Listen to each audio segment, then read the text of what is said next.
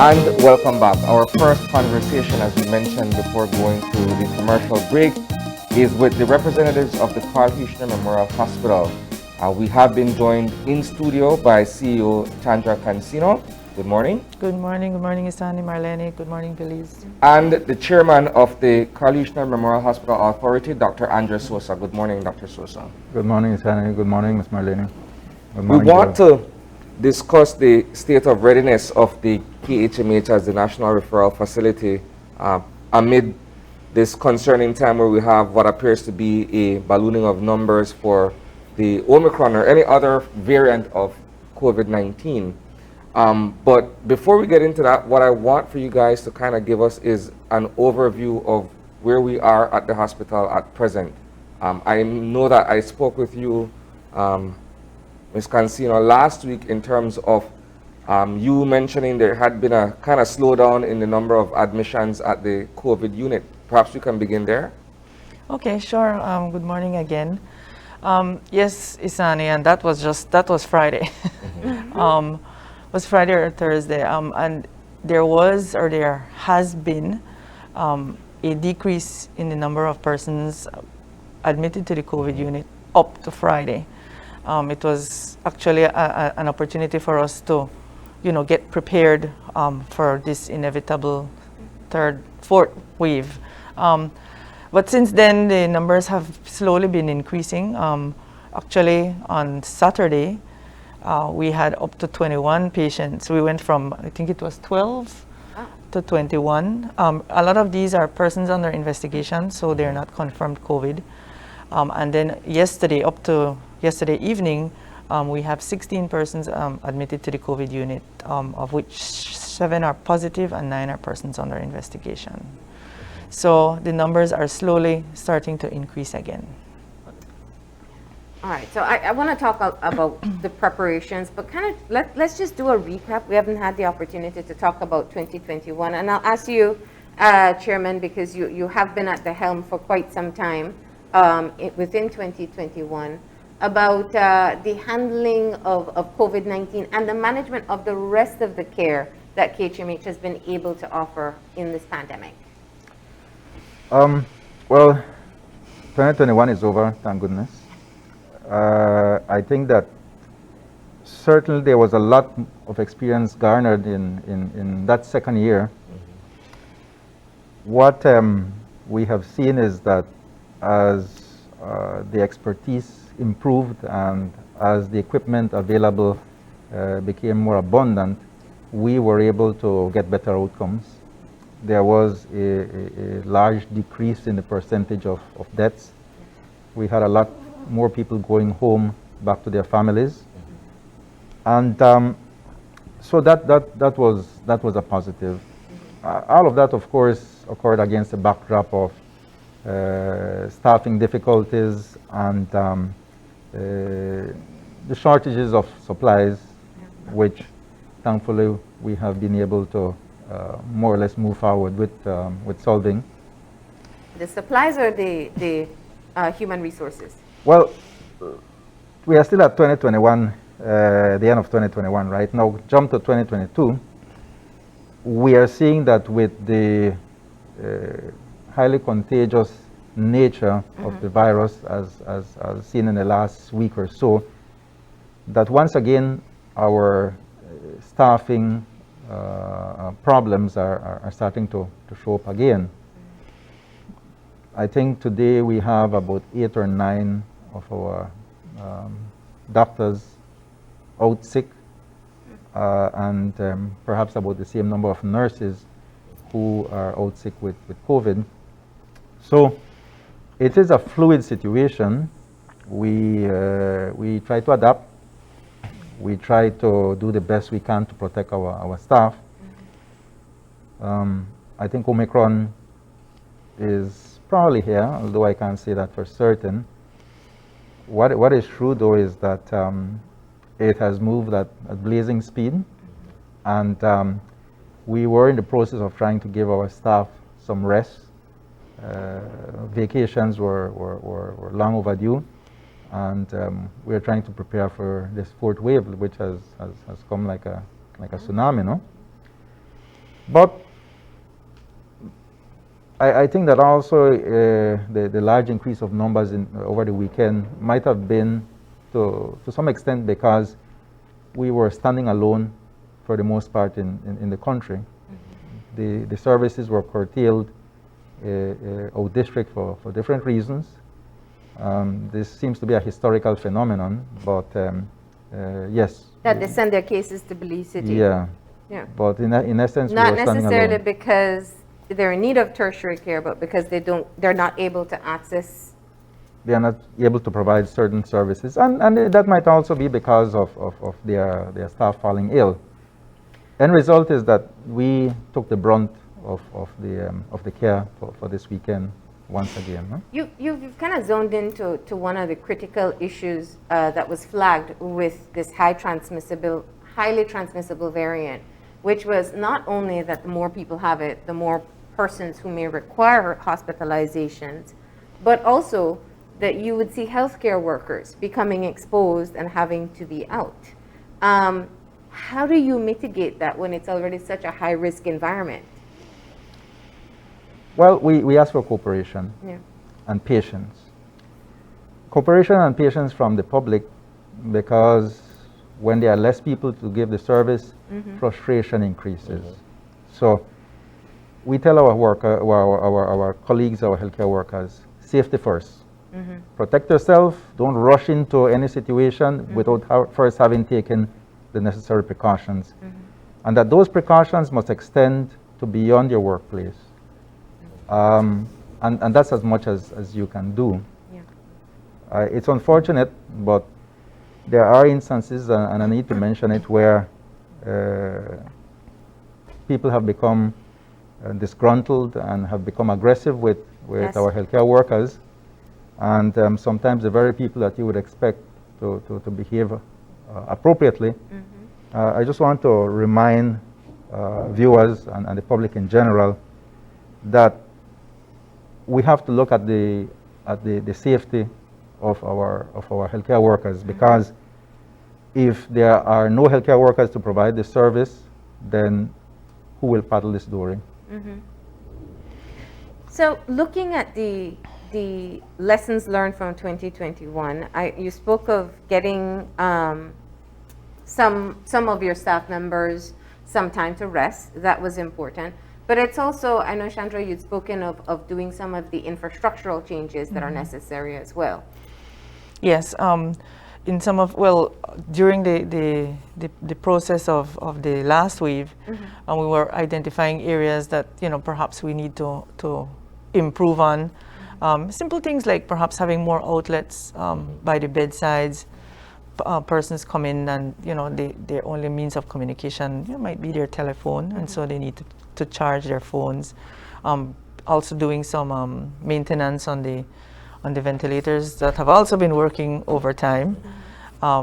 Thankfully, we don't have anyone on the ventilators. Well, that was up until yesterday yesterday evening, and so we've been able to do some much needed repairs and maintenance on a lot of the equipment and the rooms. Where are we in terms of the resources that are presently available to the hospital in terms of being able to continue its battle with the pandemic? I'm talking PPEs, oxygen, and all those other items and equipments that you would need to be able to carry out the functions. Well, we continue to try to be ahead of that, ahead of the game. Oxygen, we don't really have an issue with. We've always had enough oxygen. We're trying to ensure, that we do the maintenance necessary to provide the high flow and all of that. In terms of supplies, sometimes we are met with challenges, but we've always been able to get what we need. We've never been down to zero.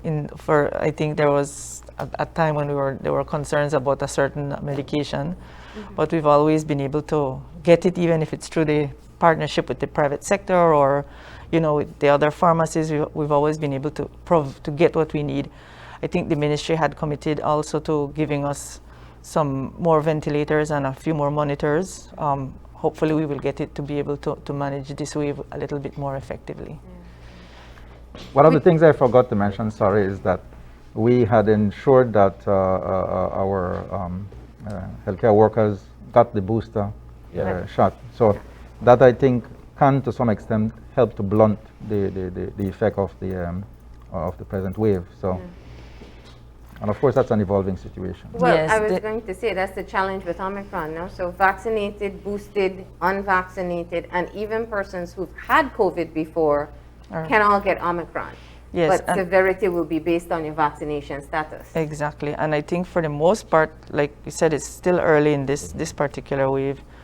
We've been seeing for our staff members primarily mild illness, very mild to mild. And so that's probably a result of getting their boosters and trying to be on top of the game for vaccinations. Yeah, that's very good to know. Looking at the testing as well, that's a concern that we have been reporting on. We know there are very long lines. A lot of people are relying on rapid tests. When you talk about the persons under investigation, what are you using as your diagnostic test at this point? You're still waiting on PCR, and what's the turnaround time? Well, the turnaround time has decreased. I would say it's about, 8 hours, 12 hours perhaps? Yes, Okay. sometimes a day depending on the, but they're able to do it much quicker now. Okay. Go ahead. Sorry, at this point I also want to thank the PUC, which has committed to provide us with funds to procure our own PCR machine. So that will help to cut down the time tremendously. Yes, So- definitely. Yeah. So thanks very much to the PUC, to Mr. Dean Molina for helping us with that. No? And that way you can do the test within the hospital instead of sending the samples over with those that are coming from the public. Correct. Yes. of You, course. when you see the number of cases that have been reported just in the final days of 2021, how concerned are you about what you may be facing by the end of this month?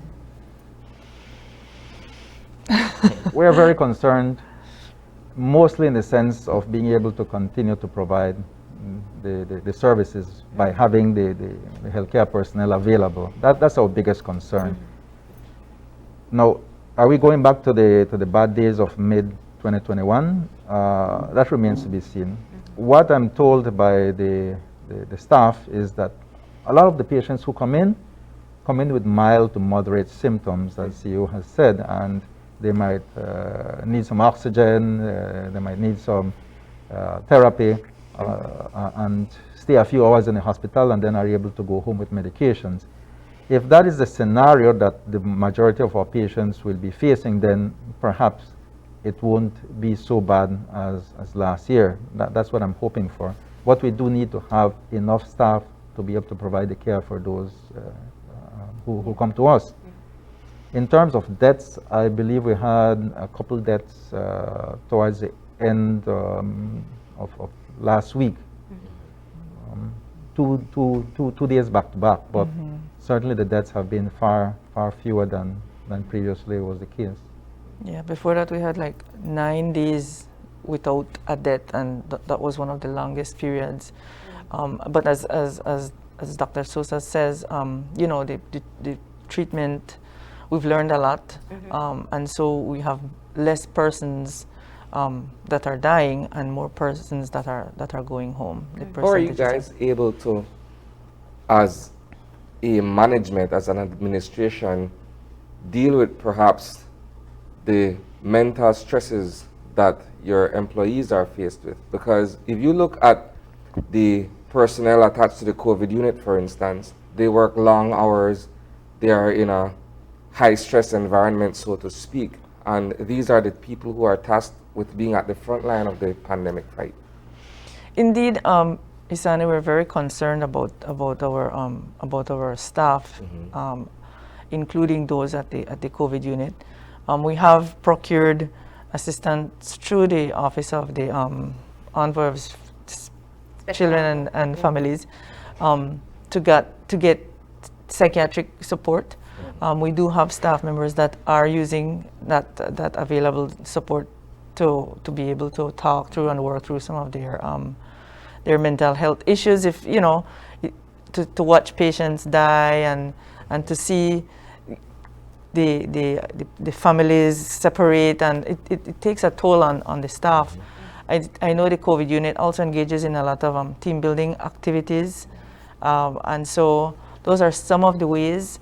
But and then as we had mentioned earlier, we were trying to give some of them a break when we had the lower numbers. But we'll see what next week brings. But we Holiday might get cut short, huh? Yes, we'll have to assess that we're going to assess that today and see what measures we will have to take. But you know, despite the heavy toll that working in the COVID unit has brought, our people never say no. They don't run away when they hear COVID, which is why I'm so disappointed that not one frontline worker was honored for the New Year's Queen's Honors. That's a very good observation. So how is it possible that facing the worst crisis this country has seen since perhaps Hurricane Hattie, or maybe even the 1918 pandemic, not one frontline worker has been honored? How is that possible? But anyway, that's my way of looking at it. Well, no, I agree with you. I know the private sector has definitely stepped forward to show their thanks to KHMH over the past few weeks, and hopefully that's a boost of morale for them as well. But you're so right. Having had multiple conversations with your staff members here, we know that they are completely dedicated towards providing treatment. But let's go back to numbers, because this is really what it boils down to. The heart can be willing, but the resources have to be there and the people have to be there. How many persons can you treat for COVID at one time? How many beds are available? Our capacity bed-wise at this time for the COVID unit is 27. Okay. That's without pulling in a trolley when the numbers go really high. That's 27, and then separately persons under investigation. No, that's including. including. Okay. But we did the COVID unit did a little exercise, and they feel that with the numbers available, the numbers of human resources available, we would be able to care best for 18 persons. Well, I was going to ask that question next. Yes. Because there's also, let's look at ICU patients. Once you have ICU patients, they require more care. Yes. And more human resources as well. Yes. So that 27 that you noted, that is if they're all not critical. Correct. If you have critical patients, how many can you handle at one time? Well, that number would be probably between 15 and 18. We have reached out to the ministry to express, this concern, and to ask if we do reach the higher numbers, if we would be able to get some assistance as it relates to human resources. And so we're not going to wait until we get to that point. Yeah. We have set some, what would they call it, flags, so that we know, okay, this is where we are, this is what we're going to have to do. Yeah. So all of that was done over the course of perhaps the last few weeks. A number of ventilators available for use? I know there was a commitment for 5, but you're saying that you haven't gotten them yet. Not But our yet. ventilators numbers are like around 25, I think. Okay. Yes, and with every additional equipment that we get, it also requires additional human resources. So we are always happy to receive it, to receive anything that will assist the patient. But we also have to be mindful that for every ventilator we get, we need 5 persons to manage the patient on a ventilator. So just to give you an idea. So one ventilated person should have 5 persons attending to them? Well, in a shift, Yeah. because you have the nurse, you have the doctor, you have the respiratory therapist, etc. So But you don't have that kind of human resources. at this, well, we have the human resources to manage the person on a ventilator if it reaches a certain amount, which Yeah. is probably about 5 to 8. So I was in communication with the minister over the weekend. Yeah. I apprised him of the situation, Yeah. and we will be touching base again today. And yes, I was told that if we need, then they can provide us with additional people. So we will be assessing the situation today and throughout the rest of the week, of course, or until the crest of this wave has been ridden. No? Now, I use this point in looking at number of beds as one opportunity to talk about something more important, because you said it already, Chandra. They're the number of beds available, and we've heard where people say, well, make space if needs be, but making space and being able to provide the care necessary are two different things. Has there been communication with the ministry to say that you'd be able to have a cutoff point and say we're at capacity, either open up emergency centers, access service somewhere else? I know there was the Belmopan emergency clinics that the USMSA had helped to set up, so that that you could provide the care that is necessary. The reality is that up north and out west, they are much better organized, much better equipped now. So there is the capacity for them to see a certain number of patients in their particular areas. The pressure on us in that sense isn't so great as it was before. Sure. So, but of course, it might just come to a point where there are so many patients all over the country. I don't think we're seeing it that way yet. Lots of people are going to get tested, of course. Lots of people are coming down with these flu-like symptoms, which they say, oh, the malaria allergy I got, which we know that is most often not the case. But the volume of patients who need hospitalization isn't so big yet. Yeah. We are hoping, but certainly, even if it comes to pass that we get large numbers, we will have to not only make space, but deploy whatever personnel we have to do the best that can be done. No? And that is true of every health system all over the world. We can't necessarily expect to have a perfect situation in terms of the number of people working. We simply have to work on training people for the next pandemic, and from learning from the experiences we are gaining now. Invaluable experience, I must say. No? I've asked you this question before, Chandra, albeit for an interview purpose in the news, but I'll ask you again for this particular forum. You came in at a critical juncture in terms of the transition from one chief executive officer to another, notwithstanding the resources that were available and the fact that you were perhaps overwhelmed in terms of numbers at that particular point in time. What has that been like for you, coming in as the new CEO and working with what you have? Well, it has certainly been a learning experience. I've had to learn fast. As you probably know, I am not unfamiliar with Carl Hirschner, so I've been there, done that, and so I was very much aware of what I was getting into. And so I must, say that the board has been extremely supportive, and so I'm very grateful for that. I've also been reaching out to the ministry when necessary. They keep us informed with regards to coverage, even though yes, we do have challenges with that sometimes on the weekend. And so I think that establishing those important partnerships with persons who can support the staff. Well, I can't even begin to say, I can't begin to stop singing praises for the staff. They've been extremely supportive of me and of each other, and I think that is so important.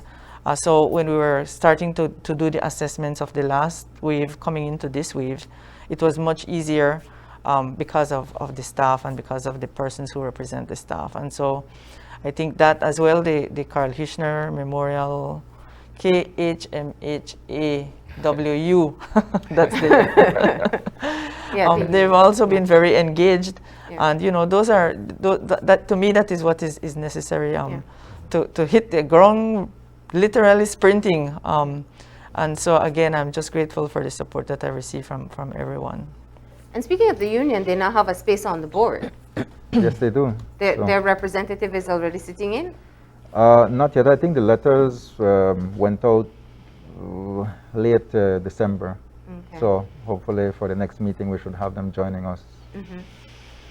What will be that dynamic to have the president of the KHMHW on the board and to be a part of the critical decision-making processes? Throughout this past year, 2021, there was significant engagement. The union brings together people from all over the hospital, people who have knowledge, who have experience, and who want to make a contribution. And so they have helped to highlight problems and offer solutions. And our management is receptive. The board certainly is receptive to that input. None of us owns the KHMH. Everybody has a stake in it. And that is why I think that it's a winning formula. Let's shift gears if we can, just to look at the other side of the services offered at KHMH. You've had to scale back the outpatient, the specialist clinic, and also some of the elective treatments that you used to offer. Where are we now, and what impact does that have with persons who do have chronic illnesses that require this regular check-in? Yes, the clinics were closed during the emergency phase of the pandemic, or the emergency phase that the hospital went through during the last phase. We have since reopened the clinics, and they have been, packed with appointments ever since. I think it's been about a month that they've been open now. Maybe a little bit more. And so we have been trying to clear some of that backlog of patients that really needed to be evaluated, assessed, get their medications, etc. They are now located in a separate little area outside of the hospital. You access through the hospital entrance, but it's in two of the wooden houses outside of the hospital. So unless we have staffing issues, we hope that we would be able... Is that to reduce exposure? Well, it was, we needed the space. Remember, we had to use the emergency unit for COVID unit. And then we moved the emergency unit into the specialist clinics area. And so we needed to have a new space for the clinics, which is why we got a new space for them. But it also coupled to separating them from being among within the hospital. And so I guess a little bit safer if you want to look at it that way. However, going forward, we will have to look at our available staff to be able to, that to me will be the greatest challenge with this variant, is having the staff available to keep things going, and that is the assessment we will have to conduct today. So they've been open for just about a month. How long were you in emergency mode? How long was the wave by your measures? It was there when I got in, Doc. Do you remember when it started? Like around June, the numbers started going up. Late May, so June. June to end of November. Yeah. Yeah. So it was quite a while. Yeah. And this isn't unique to Belize. This is a challenge that healthcare systems are struggling with. You divert all your resources towards COVID, human resources and space, that other people can't keep the regular checkup. Again, I go back to it though. There's a level of planning that can take place. I remember very early in the pandemic, there were conversations about having the private sector step in to maybe take some of the outpatient work if there's collaboration with the ministry. What are your thoughts on that? In practical terms, they already do. I think the private sector takes up a lot of the slack. Sometimes, of course, resources that the patient might have might not allow for that to be done in an optimal fashion. That's more like a long-term issue that needs to be solved. There is also COVID treatments available at healthcare partners, for example, which takes some of the pressure off of us. People find a way. And so I think that certainly we can say, at least informally, the private sector has helped to relieve some of the pressure on us. Now, in the You said you're doing some training, and you felt that your staff is better equipped with being able to manage COVID cases. Where do you get the updated information as to what to expect with Omicron? Because right now the entire world seems to be going into their peak together. We used to rely on the data that came from the other countries because we were a little bit behind. The BMDA, the Belize Medical and Dental Association, does almost daily continuous medical education programs. Dr. Jorge Hidalgo has also been a stalwart practically throughout the whole pandemic, helping with training. Dr. Arriaga, Dr. Bradley, Dr. Cruz. There's a whole host of doctors nationally who have helped to provide that training. They have also used their contacts from abroad.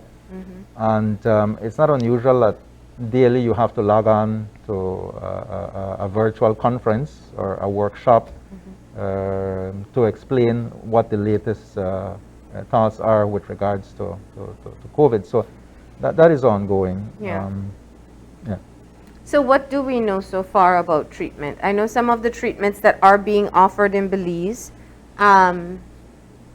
the remdesivir, does KHMH use ivermectin? What's the treatment we don't use regimen? it anymore. Okay. So there's also the monoclonal antibodies that's available at KHMH. These are all very helpful and have worked on patients before. Are these things that are going to be, do we know if they're going to help with Omicron as yet, or are we going to test as we go? They are testing. Okay. Some work, some no longer work. The verdict isn't out yet because of the short period of time, relatively speaking. Yeah. But already we have a good idea as to what works and what no longer works and what works. And of course, the pharmaceutical companies are in continuous studies and development. So there are other candidate medications out there as well. Do you know, I mean, is the KHMH or through the ministry working to get access to the new medications that have just been approved in the United States, the pill from Pfizer?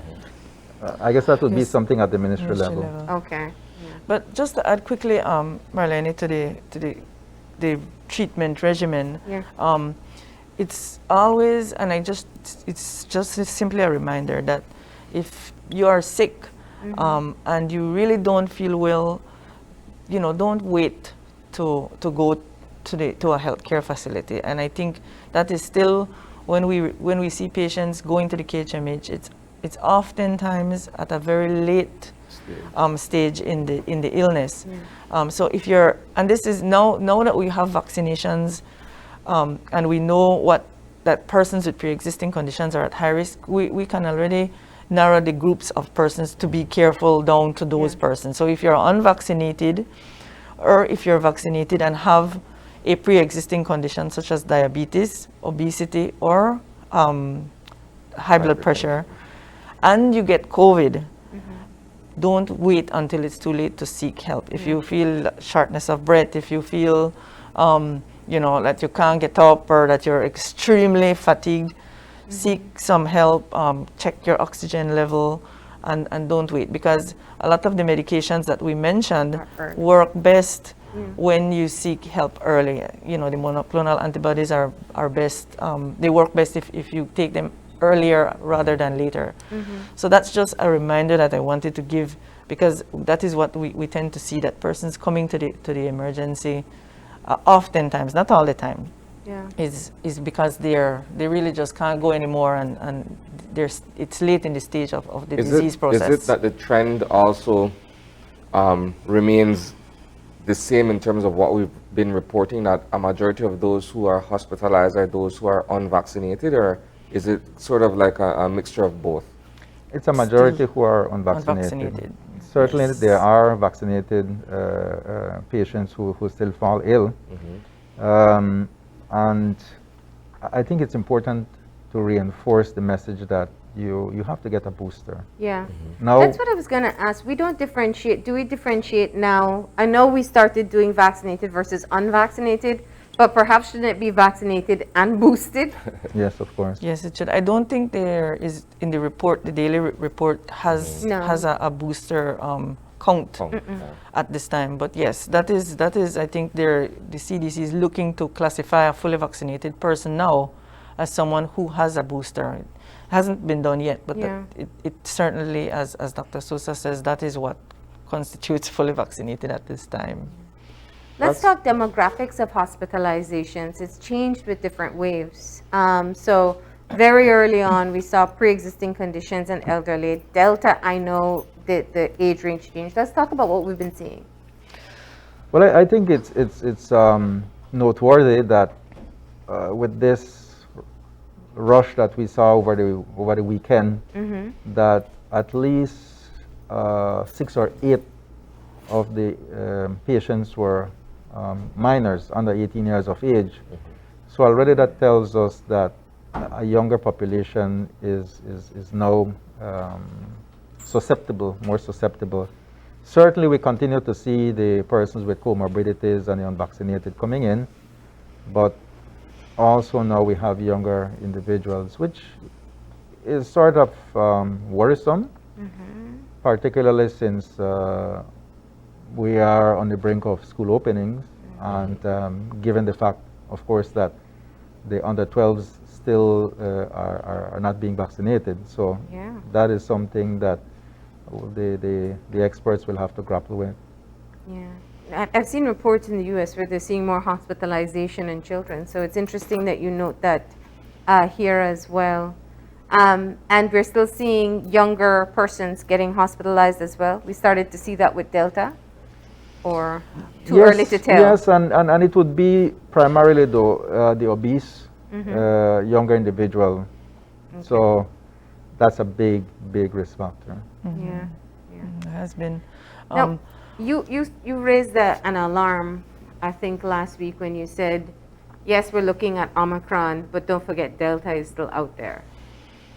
Yes. Well, remember, based on what we know, which is still very, Yeah. Delta is a more aggressive Yeah. variant than Omicron, and so we at the hospital level have to be concerned about Delta as well, because now it's being the hospitalizations that we have seen thus far, as far as we know, have been severe with the Delta variant. We don't know what we're going to see with Omicron, but the unvaccinated are susceptible to both. Yeah. And I think I think it's still 40%, or maybe we're in the 30s of unvaccinated persons at this time who are eligible for the vaccine, because I don't think that includes our young 12 and below population.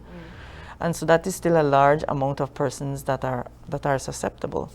I made a quick note, but just something I wanted to mention as well is that the fact that we have persons that go to the unit and that are unvaccinated, and when we ask them, why aren't you vaccinated? They've said then, well, nobody never carry me, they never come pick me up, and so we do have a little group of older persons that may require a little bit of attention, Assistance in that manner. assistance. Maybe they're not grapping, they don't understand they don't watch TV all the time, and they're not on Facebook, and they're not on social media, so they're not perhaps seeing or knowing the risk of not getting vaccinated as much as others.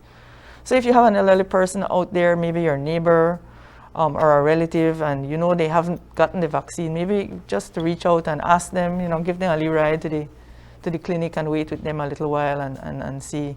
Because I think we do have a little group there where we might just be not giving them the attention that they might need. It's true. It's because I think a lot of people don't recognize how many elderly people can't move around on their own, Or they and they live rely far. on others. Yeah. And they're fearful to go out too. So, but and that's while I've said earlier, yes, we know Omicron any person can get Omicron at this point. The data is showing that a boosted person is better protected from severe illness. A vaccinated person, a little bit less. and it keeps on getting, your risks increase, the less protected you are.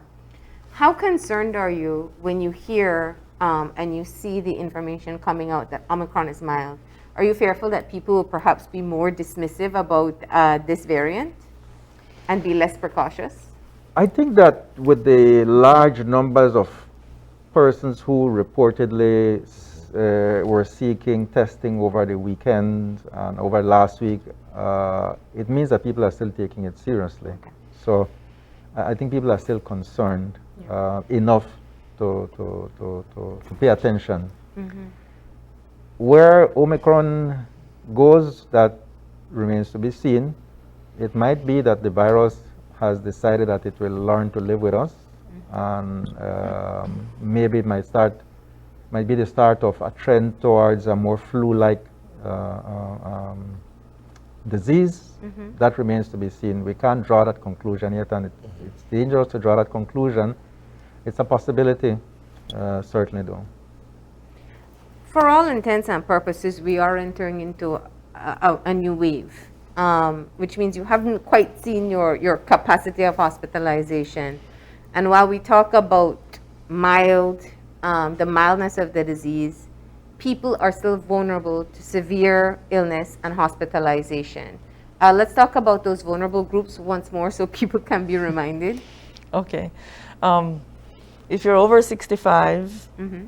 whether vaccinated or not, if you have diabetes and or pressure, high blood pressure, and or you are obese, which is depending on there's a scale that you can look at to determine that. 30% of the Belizean population. Yes, that's right. Yes, most of us are, and so those are immediate flags.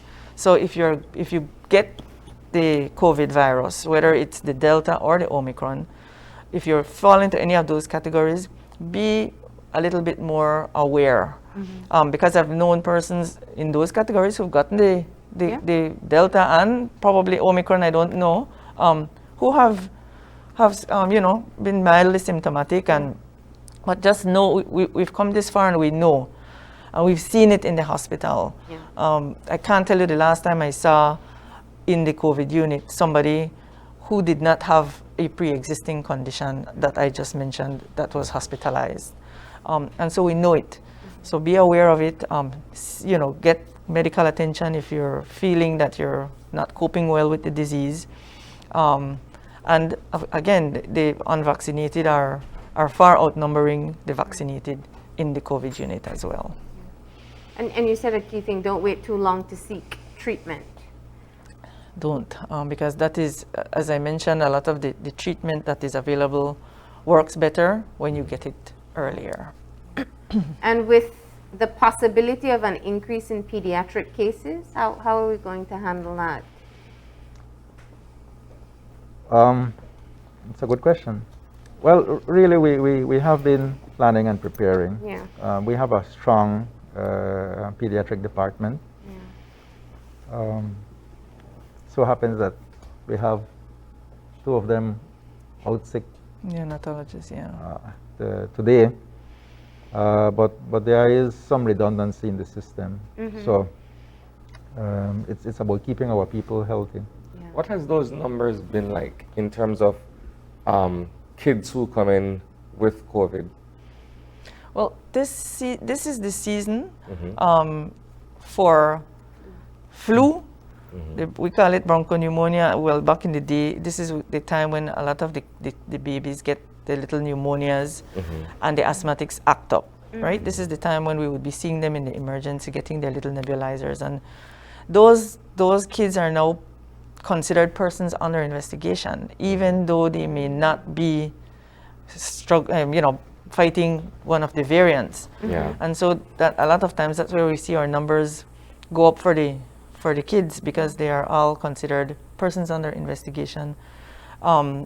I can't say at this time that we have any pediatric cases hospitalized with COVID, but we can check and we'll keep you guys posted if you want to have so they're access. under investigation because they have symptoms similar Correct. to COVID. As long as they go to the emergency unit Yeah. and you have COVID symptoms that are similar or that fall under the COVID protocol, then you have to be tested before you're either released to the regular ward. unit or into the COVID unit if your test is positive. Okay, yeah. And we've seen where children fare well with previous variants. I think from the ministry's data, we've only seen one death of a minor, Yes. of an unvaccinated minor. I don't know if that was at KHMH. Yes, it was. It Yes, I was. think What so. age? I think it was like about, I don't remember. Okay. I think it was about 8. It That was had to be a hard I think loss it was for your team. early in 2020 or Yeah. late in 2019 Okay, that happened. yes, it was the, yeah. Yes, it was a child with pre-existing conditions as Yeah. well. So it does, I mean, as we venture towards reopening school, parents have concerns that will be something that we keep on hearing. But we've seen that children do well with this disease, as we've seen over the past 2 years. As we round off the conversation, what's your biggest concern heading into what we're calling could be the fourth wave? My biggest concern is the staff, because they are susceptible.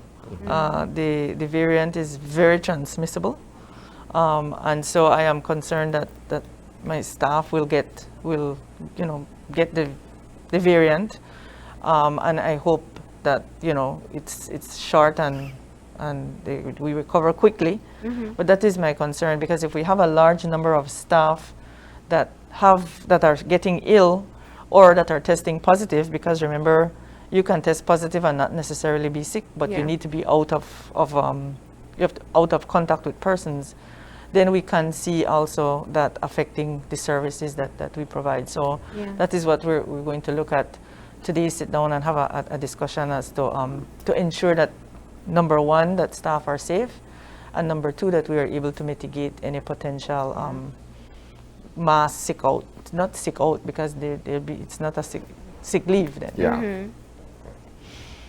And early in the pandemic, didn't they used to provide housing for persons working in the COVID unit to isolate while they're on shift? Yes, we had provision for people to go to designated hotels Yeah. and so on. A very expensive exercise, I must say. But with the community spread, really it became Yeah. a non-issue, no? Okay. And your biggest concern is, as we start off the year? Well, as CEO has said, keeping our staff healthy enough to provide care, but also to ensure that we have enough supplies in the event of a huge surge. We've been working on stocking up on medications and preparing so that we're not in a similar situation as with late last year. So that's a work in progress. And looking forward beyond COVID, I know you had some big goals set in place, things like moving towards the country's first kidney transplant. Are these still things that you're working towards?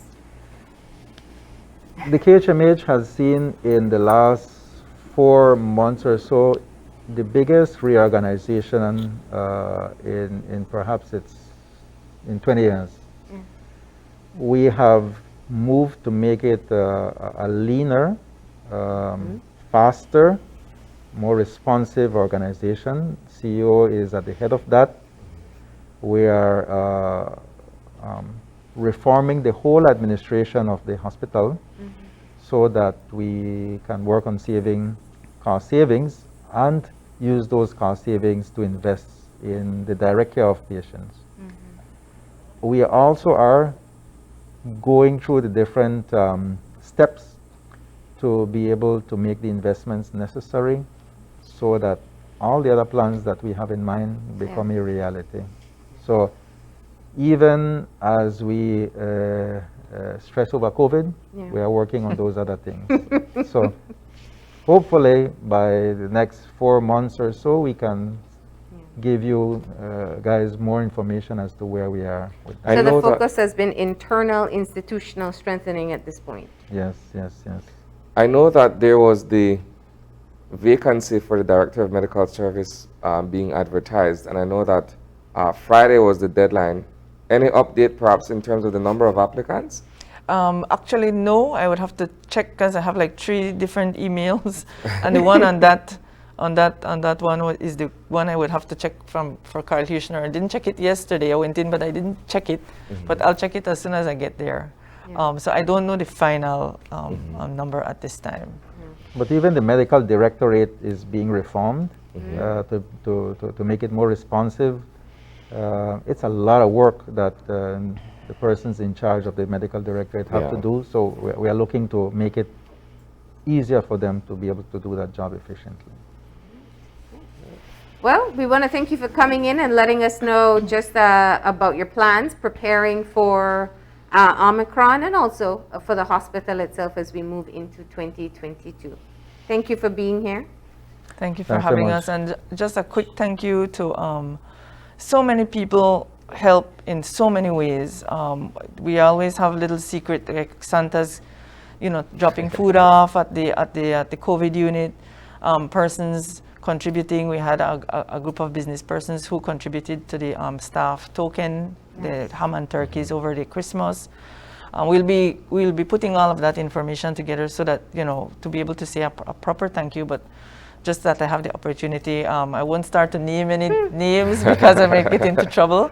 But we are really, truly grateful to every single person, at least since I've been there, and I know that they've been doing it far before that, who have contributed to making our lives a little bit easier at the KHMH every single day. So thank you. And you triggered a question, but what can the public do to help? I think one of the as Dr. Sosa mentioned, is a little bit of patience. That's not easy when you're sick, I know. But apart from that, the public has been doing a lot of the communities, the church groups, all of them get together. They take food to the COVID unit. So we're going into 2022. We're going to look at some ways that we can reach out to get help from the community, and definitely I'll be keeping you posted on that. And the community members who use our services, please do your best to pay your bill, no? That helps us keep the lights on, no? Yes, because I mean, the services require resources, and resources require finances, and so yes, indeed, I agree with the chairman. And that's still the problem we haven't figured out how to fix yet? We are working on it. We're getting there. All right. Final thoughts for you? Well, thank goodness we are into 2022. 2021 has been a learning experience. I hope that this is the year we emerge from this pandemic. We are thankful for the support of the media, very, very, very supportive to the Belizean public in general. And the only way we'll get out of this is together. Together. That's right. All right. Well, with that, we're going to go ahead and take a break. And this time, we're going to be focusing on how to create a plan for your new year to build on all the things that you say you want to improve on. That's coming up in a few. Stay tuned.